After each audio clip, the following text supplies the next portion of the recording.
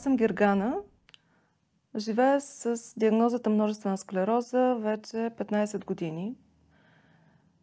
И искам да ви уверя, че това не е страшно. МС не е обреченост, не е немощ.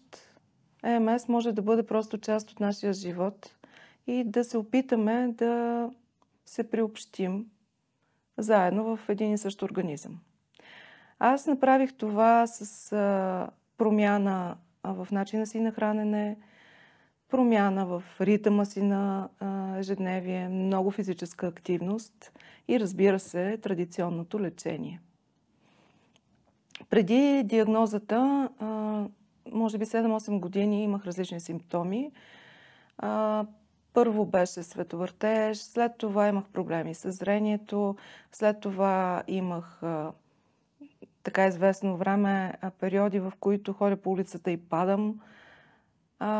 Не откриваха лекарите, при които ходих, никакъв проблем. Всички казваха: ти си здрава, очите ти са здрави, главата ти е добре. И не можех да разбера какво става, докато в един момент не попаднах при правилния лекар, на правилното изследване, направиха ми АМР и, разбира се, установиха, че това е множествена склероза. Шока в началото няма как да избегнем, естествено, много страшно, а и не знаем точно какво е това, докато някой не ни обясни.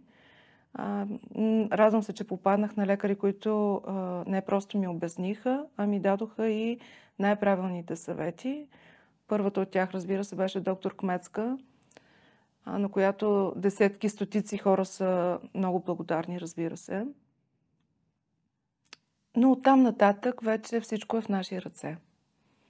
Колкото и да е тежко лечението с медикаменти, каквито и ефекти да има, това е нещо, без което не можем, за да продължим да сме такива, каквито сме, но в комбинация с още много неща. Още от болницата получих съвет да променя хранителния си режим и понеже не съм специалист, намерих такъв, който да направи за мен подходящия режим, да ми препоръча подходящите храни, начина по който да продължа в ежедневието си да живея, ритъма ми, и попаднах отново на правилен човек. Изготвиха ми много подходящ режим. Успях да започна само няколко месеца след диагнозата с новия начин на хранене. Няколко месеца след това се чувствах доста силна, доста активна и реших, че това ми е малко и ще започна още нещо. Понеже малко след диагнозата спрях да пуша, установих, че това, което ми е липсвало през тези години, е било също физическата активност. Много подходящо се оказа за мен бягането. След това започнах да ходя на плуване, започнах да карам колело и, разбира се, йога практики, които бяха най-честите. Всичко това продължава вече 10 години и ми се отразява невероятно добре. Тялото ми е доста силно, бих казала доста здраво. През тези 10 години не съм имала нито една криза и не съм имала нито един симптом на МС.